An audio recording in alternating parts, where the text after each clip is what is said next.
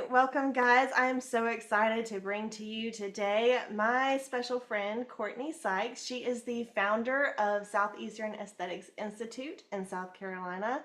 Our topic for today is empowerment and self-care. So I'm really excited to get this started.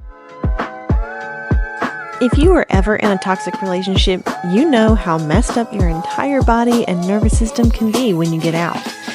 That's why getting out is just the first step to truly being free. Join me each week as we talk about various holistic wellness solutions to restore your well-being, build a healthy and thriving life, and form new healthy relationships after getting away from someone that never deserved you in the first place. Come on, my beautiful flock. Y'all rise up like the empowered phoenix you are and show the world your colors. Y'all, I just have so much to share. She has so much to share.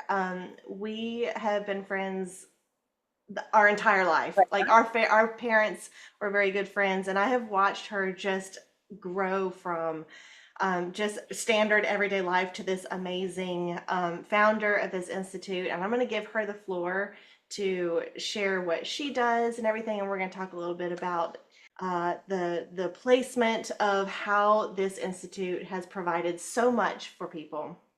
And so welcome, Courtney. Welcome so much. Thank you for taking the time to be with us today. I really appreciate it.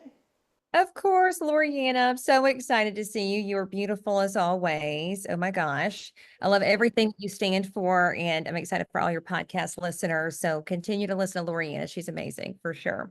But my name is Courtney Sykes. I'm the founder of Southeastern Esthetics Institute. And I say that because there are so many things that I do on a daily basis. So we'll get to all of that. But to start with, I opened the school, Southeastern Esthetics Institute, in 2012. But back before that, I always tell this story to my students that my mother passed gas for a living. We'll say that loosely. That's hilarious, right? Because she's a nurse anesthetist, retired now. So she passed gas for a living. I know they always laugh when I tell that story. But I say that to say is that she started that in 1980, got into the medical spa industry in 1997. And so this was when the medical spas were really just coming out. I'm actually fixing to launch a book later this year that kind of goes into her history and our history together. But growing up in her laser center, she did electrolysis, she did laser hair removal, laser cosmetic lasers of all kinds, cosmetic injectables. It was really there that I kind of learned that skincare and all of that is more than just what we see on the surface. It's how to make people feel and look amazing. But even before I went to aesthetic school doing that, I ran her office. I went to college at USC, specifically originally for teaching small children. It's funny how now I'm teaching adults, then switched my major over to business and accounting, and then went to aesthetic school too. So all of that, but learned so much from her. I always tell my students as well that I help them with LLC formations and helping them grow their businesses. And I remember running payroll by hand, downloading tax tables and doing all of that for my mother Etna's business. And a lot of learning in the early 2000s. So around 2005, when I got my aesthetics license, we were hiring estheticians. And here she is working alongside the doctor that we had on site at the time. They didn't understand how to work with the practice of medicine, not that they needed to, but to work kind of synergistically together. So I would put all the estheticians through my little training. I've always been a mini teacher in some form or fashion, and then realized that it was time to really open up a school that had these opportunities for individuals that were looking to kind of bridge that gap between regular basic aesthetics training, which is skincare, beautification of the skin, and then kind of what was trending at that exact time, which is the medical spa arena. Medical spa items are not only cosmetic lasers and injectables and all of that, but kind of the understanding of wellness, which is why I thought this was fun to be a part of your talk today, because there is a huge correlation between the two. And now fast forward, so that was 2012, fast forward to today in 2024, I've met my husband. He came from corporate America. So in 2018, he became the CEO of my company. Thank God. Otherwise, I wouldn't be able to teach in the classroom every day like I'm able to, which is a beautiful thing. and grew the school from 1,500 square feet now to what we have purchased together over many obstacles, I assure you, to get to this place. We just closed on this building on Spears Creek Church Road in the Elgin area. I say that because it's still in Richland County, so it should be Columbia. But it's 150,000 square feet on 29 acres. We bought the Verizon Wireless Call Center. And so we're right now trying to fill the space. We've got a DSS approved daycare center now. That's Yes, I amazing. saw that. Yes. So come visit all the cute little babies. They're so sweet. We have a DSS approved cafeteria. We have multiple programs. So I just got done doing orientation 5 minutes ago for our new clinical medical assistant students. So we are governed by the LLR, Board of Cosmetology, governed through the South Carolina Commission on Higher Education that oversees massage as well as clinical medical assistant. We plan to launch some other medical programs in 2025. So that's exciting, such as sonography and some of those other kind of fun classes too. Them. Who else? We are licensed through the U.S. Department of Veterans Affairs, U.S. Department of Education. So I've been accredited as a school since 2017, did all that by myself, almost killed me. That's why I have gray hair. That's the story. But then, of course, at that time, it was perfect for my husband to come in. So it just all happened so perfectly. But to wrap up the programs, like I mentioned, aesthetics, cosmetology, nails, we're launching barbering too. We have that classroom ready to go. And then, like I said, massage, clinical medical assistant, and we're going to do some others in 2025. So I am also a big advocate for regulatory compliance. It's just kind of been my trajectory over time as being a school owner. And so I'm on the task force at the Board of Cosmetology.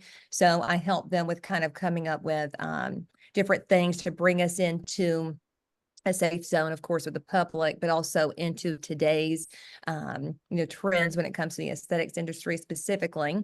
And then I also travel around sometimes with the Council on Occupational Education, which is our accrediting agency. They're located in Atlanta.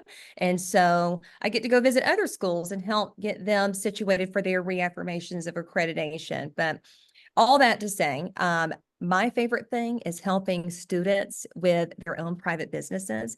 This is where I'm sitting right now, is my private office that I share with my husband. He's at home with our kiddos right now. But I love bringing students in here. I mean, we have 250 active students right now. We've got almost 50 employees, but my private time I have with students is the most important to me, not only in the classroom, but here in my office, because many of them want to go and open their own businesses. And it's just so fun to see where they want to go. I mean, women specifically, we have men too, but women really need to open their own business. I always say, just do it, just try it. It could be small, it can be small, or it can be big, but try it. You'll make the most money in the beauty and wellness space when you work for yourself. You'll feel the most empowered. You will help so many people. And of course, we help place people in W-2 positions as well with other people's businesses also. That's a big part of accreditation, completion, licensure, and placement. But I love those private moments. And I think that is why we do so well, is that, one of the owners of the company, myself, I'm in the classroom with the students and I'm here to help them. They see me on a weekly basis. I'm not in there every day, but I'm with them at least once a week in some form or fashion, hosting business workshops, and I do financial forecasting classes with them. We're also big on support for veterans. We're huge with that. In fact, we have, and you would love this too, Loriana, we have an on-site mental health therapist. She's a licensed therapist, and she is semi-retired she's actually fully retired, but semi-retired meaning she works for us. Yeah.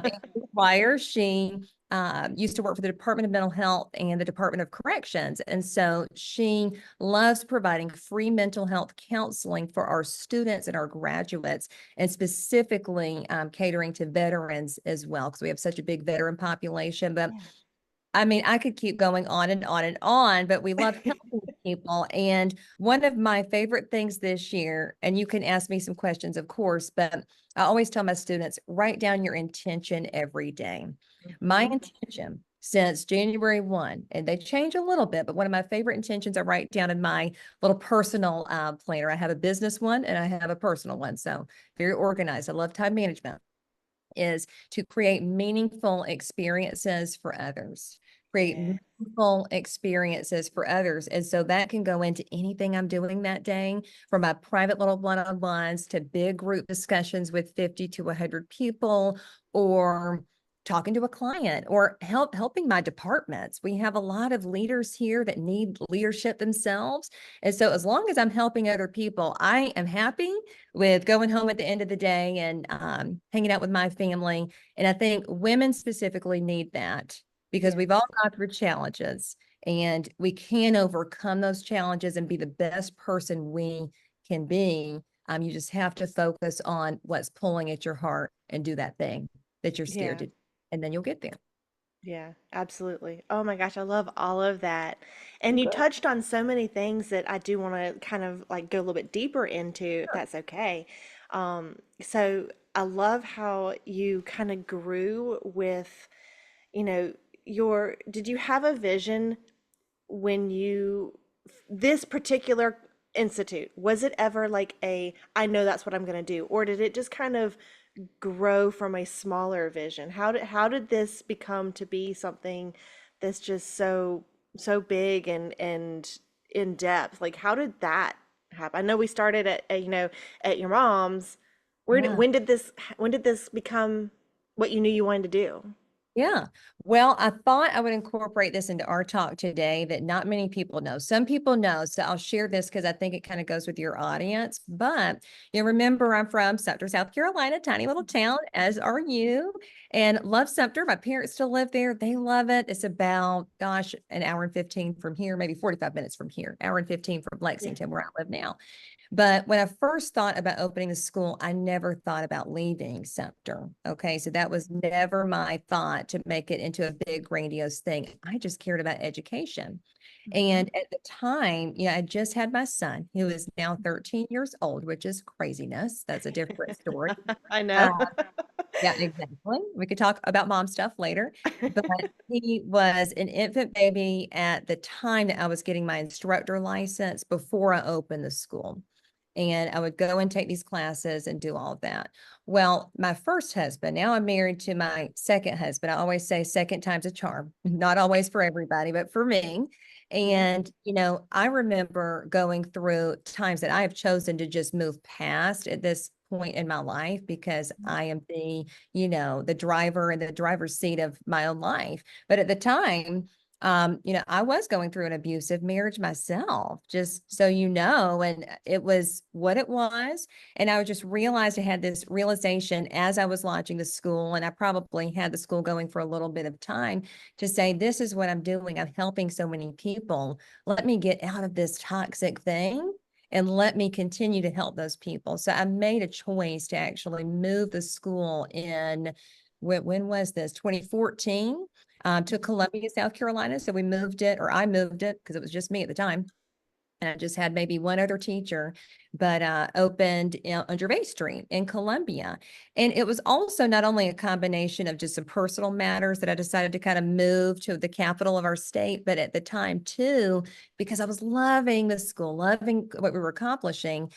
So many people were moving to Sumter to go to the school. So I felt, well, gosh, this is very tragic. They have to come to Sumter, South Carolina to come to school, right? I'm kidding. But it really put the school in more of a centrally located place. Yeah. And to finish out that answer, I mean, we could go on, but over time, as you're renting and leasing business space, you kind of grow out of that space. So I would lease another space next door to us, lease another space. And so by the end of it all, in 2019, right before 2020, we had about 7 different suites on Gervais Street. I mean, you can just imagine the Hmm. point where you just get to this place. You can't pay enough rent at that point. I mean, that's just ridiculous. So we Yeah. decided to consolidate everything, and move to the TAPS building. Now, my grandmother, Mama Nell, I'm sure you know her, Hmm. uh, who is now deceased, but she loved the TAPS building. This was on Main Street. So my husband and I decided to put a lot of money, hundreds of thousands of dollars, into renovating that historic building. I love historic buildings. We were on Gervais Street for so long in historic buildings, I just became a lover of historic buildings. And so we renovated that.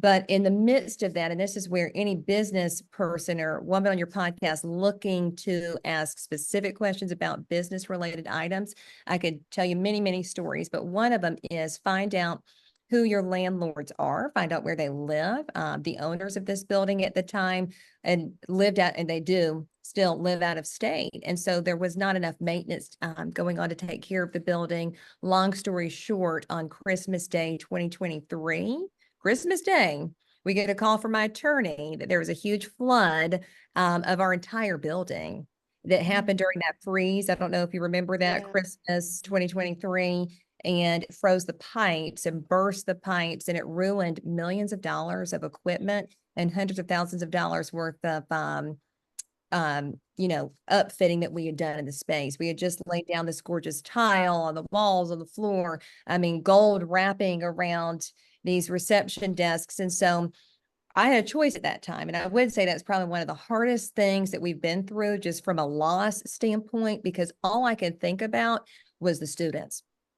All I could think about was the students. And so I decided, I said, well, honey, we've got to find a place right now. We're not going to wait on the insurance companies because that takes a little bit of time. So found this building, had never found it before. I'm sure if you're like any woman, you love looking online and looking at real estate, whether it's Yeah. commercial or residential. So found this, I said, well, this is very giant. I'm sure you don't want to occupy the whole building, but our friend Lee Bussell with Wilson Kibler, he's a commercial real estate broker, very good friend of ours. He got us the keys on January 1, and we were able to take over the building. And long and short of that one is it was under a foreclosure at that time from Verizon Wireless. So we were able to snag it at a good deal.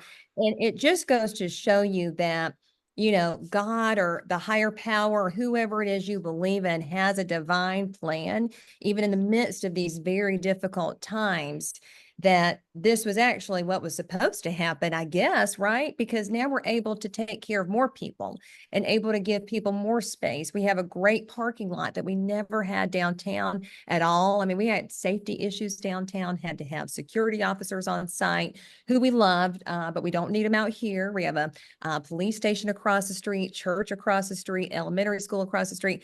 It's just the most wonderful thing. So if people can just look past their problems and stopping, you have to keep going and looking for these opportunities because they're actually right there before your eyes. If you can find the opportunity, go take it, even if the world just crashed out from up underneath you, right? I mean, we had all of our assets, complete total loss. And, to end this answer to your question, our insurance company told us the other day, they said, well, you have to be, out of anybody we've served nationwide, the only company that's been able to get back up that fast. They said everybody at our company nationwide knows who Southeastern Esthetics Institute is because of how fast y'all just went and found a place and just kept going. And my husband and I told him, we said, well, it's because of our students. We don't care. I mean, the stuff is the stuff, but it's about the students. They deserve to have a place to come. That's what they're paying for. That's the experience that we promised them. And when I put my name on something, I'm going to finish that through. So here we are, Loriana. I don't know if that helps. No, yeah. So you gave me chills. You gave me Oh, chills. okay. Because that is so much about one of the things that we focus on very much at the Freedom Project Academy is taking, like, don't, there is always going to be negative and there's always going to be positive. That is nature, that is life. And it's what you focus on that has the power. So if you are focusing on the loss, if you're focusing on, oh my God, I just lost all of this. What are we going to do? What are we going to do? What are we going to do? There's no such thing as trying. There is only doing. There is only picking it up or pretending that you're picking it up. Like you're either doing it or you're not. So I have this, I have a motto that's action is the reflection of a decision. And you guys decided, well, we're going to focus on the positive. This is an opportunity, like you said, this is an opportunity to grab this thing. We're not going to just try to do it. We're just going to do it. And that flows so much with exactly what we work on with our ladies that are, they've been in a toxic relationship, they've been knocked down, they have had their whole world just ripped out from under them, whether they chose to step away or whether, the fella or woman, whatever, walked away themselves or whatever it is, and their whole world is flipped upside down. They Mhm. could sit and wallow and cry and complain and woe is me. They could. Or they can get up and they can walk on and find the next opportunity and harness their power, harness their life, harness that internal fire that God puts in us when we need to do something. Because I had a therapist tell me when I was going through my divorce, she said this was like the first couple of days, and I told her I had this feeling. I was like, I don't have any doubts. Like, this is what I'm doing. She goes, God put a fire in our belly so that we can do what we have to do. Yeah. And it sounds to me like he put a fire in y'all's belly and you're like, okay, this is what we got to do, so let's go do it. And I love on top of that that you were focusing on the people, that it Yes. wasn't even the material, it was the people. That is so powerful to me in my Well, it eyes. has to be that way. And you only feel fulfilled at the end of your day. And I keep saying that because I see so many people that aren't. They're always looking for that next best thing, or they're just feeling like something's missing. You can go home and feel like I've closed this book. And of course, you're going to continue on with whatever's on your to do list the next day. But you can go home at the end of the day and say, I've done that thing, I've accomplished whatever it was. But if it's people focused, then you feel fulfilled.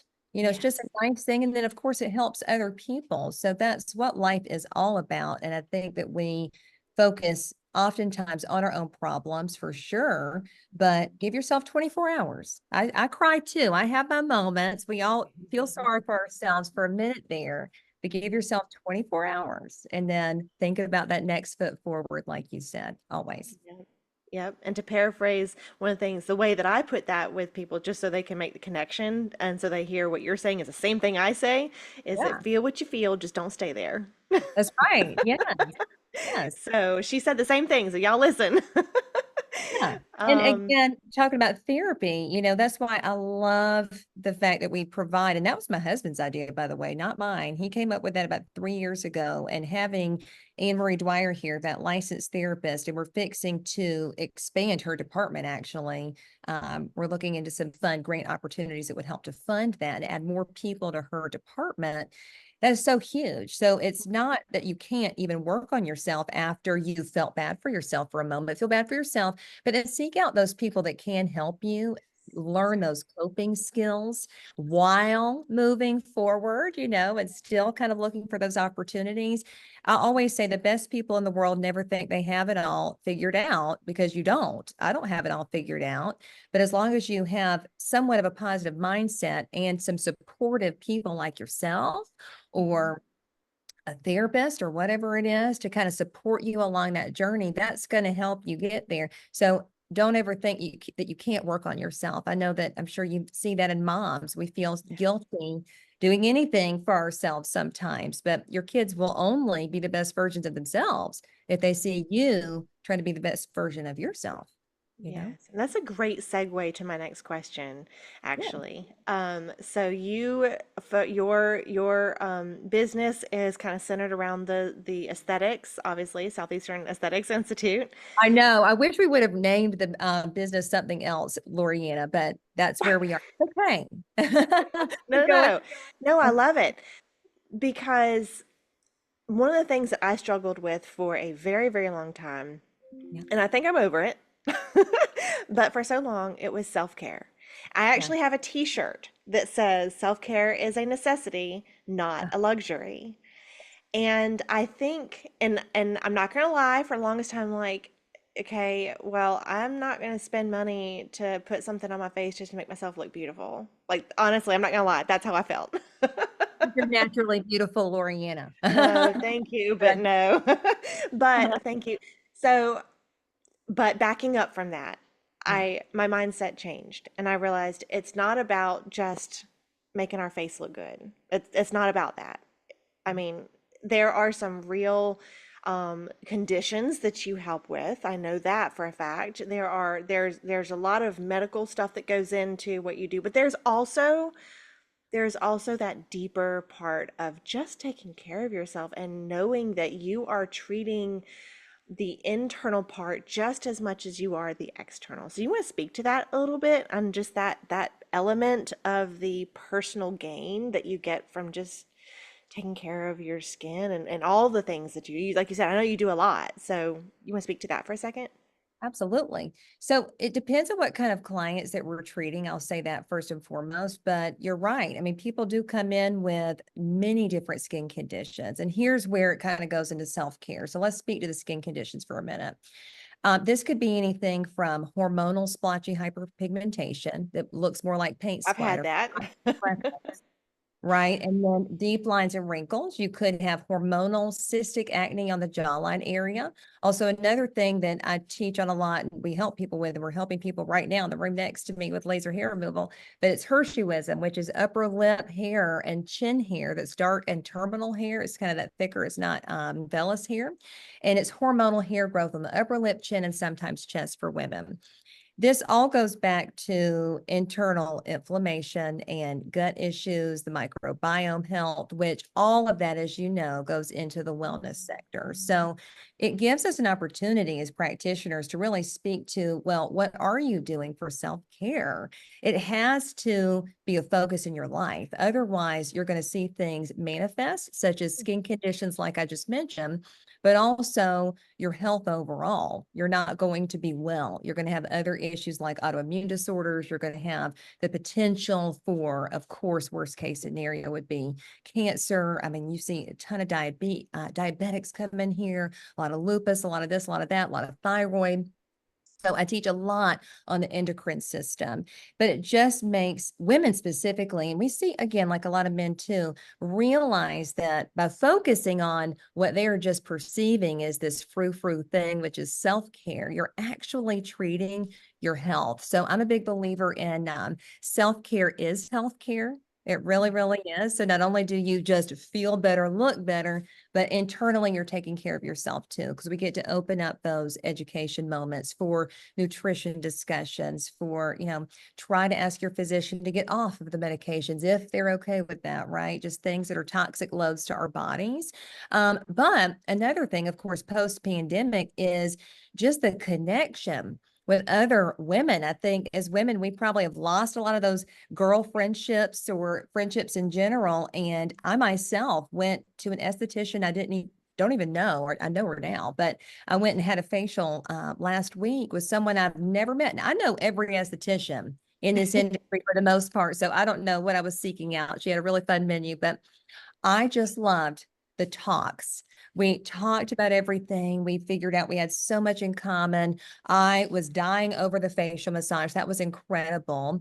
And for someone that has sinus issues, I mean, just massaging in this area, just really opening up those pathways, that helped me, honestly, be a better speaker over the next couple of days because I've got allergies, like I mentioned. I mean, just so many different things that you can just see are a positive. So don't look at it as a vanity thing. I mean, of course, it does make you feel more confident to look a little better, right?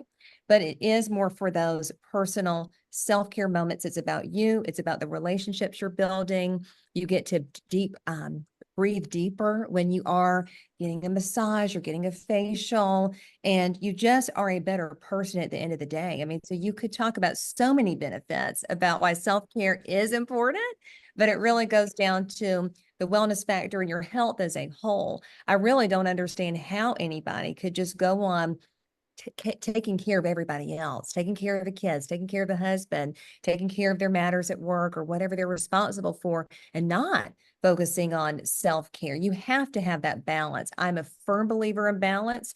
As busy as I am, I will delegate to other people so that I can have one day to myself. And whether that might be a day date with my husband, that's self-care sometimes to me, or going to get a facial on my own. I'm not good to anybody around here if I'm not taking care of me. So I do believe in self-care, and I hope that answered your question, but there's Yes. so many benefits to it for sure. That absolutely answered my question. Thank you. Yes, and I think our listeners, I really hope my listeners will connect with that, and I think they will because that is a very in-depth way of looking at it. More thought. In fact, you shared in ways that I've heard before, and I've heard you talk about that. The physical connection to the manifestation of the. I've heard you talk about that, but honestly, I didn't even think about that just now until you said it. I'm like, oh, that's right, duh. I was thinking about like the emotional part of it, but I totally forgot about the. So that's great. I love it. Oh, yeah. Well, we're about closing out on time, and like we could seriously go on and on, Oh, really. yes. So I loved this. So maybe will you come back and we can keep going? That would be great. Absolutely. Thank you so Yes. much. Well, Yeah. guys, if y'all have questions, how can if anyone listening wants to get in touch with you, do you do anything online or is it all local? That part I don't know. So I'll give you all the different tools here. So we do have a YouTube channel, Southeastern Esthetics Institute, but of course, you'll see some things on there and there's a lot of private things for our students only. But you can also find us on Instagram at SE Aesthetics Institute. You can find me on Instagram at the_aesthetics_instructor. And then my email address is Courtney at seaestheticsinstitute.com. Definitely reach out to me anytime. And I love talking skincare, wellness, endocrine system stuff, hormones. That's my jam. So whatever question the audience has, I'm happy to help. Awesome. Well, thank you so much for being with us. Yes, of And course. we will hopefully talk to you soon. This girl is just a true phoenix, and I am just so honored to have her on our show today, the Phoenix, Courtney Sykes. Thanks for joining us today. Be sure to like, subscribe, and share with a fellow Phoenix who could use this today. Fly high, my Phoenix friends, and we'll see you next time on Wellness Talks with Lolo.